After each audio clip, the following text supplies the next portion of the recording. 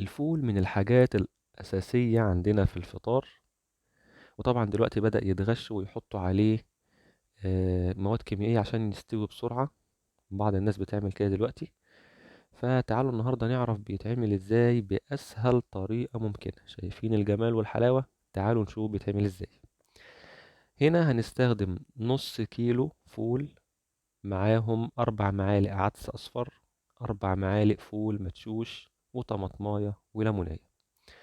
هننقع الفول في مية لمدة 12 ساعة. طبعا في ناس بتنقعه أقل من كده، بس احنا هنتكلم دلوقتي على أفضل حاجة. فهيبقى عندنا 12 ساعة هننقع فيهم الفول. بعد ما هيتنقع هنروح غسلين الفول كويس جدا. بعد ما يتنقع 12 ساعة هنغسله كويس جدا، وهنغسل العدس كويس جدا، وهنغسل الفول المدشوش كويس جدا، وهنحطهم على بعض في قلب القدرة دي، وهنحط عليهم الطماطماية والليمونية.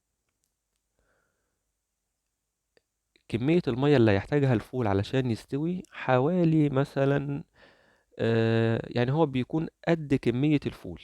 هنشوف كمية الفول قد ايه وهيبقى المية قدها. ولو احتاجنا مية تاني، حسينا ان هو محتاج مية تاني اثناء ما احنا بنسويه، هنزود له مية تاني، بس لازم تكون المية سخنة.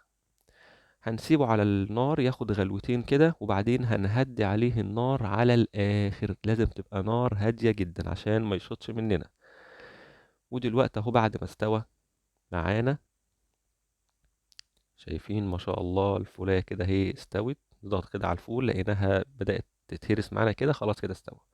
بنطفي عليه، وبالهنا والشفا. ما شاء الله حاجة تحفة، طعم جميل وأوفر من بره وأضمن من بره وفايدة أكتر ما شاء الله.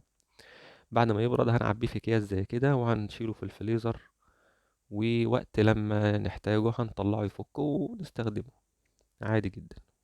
وبالهنا والشفا.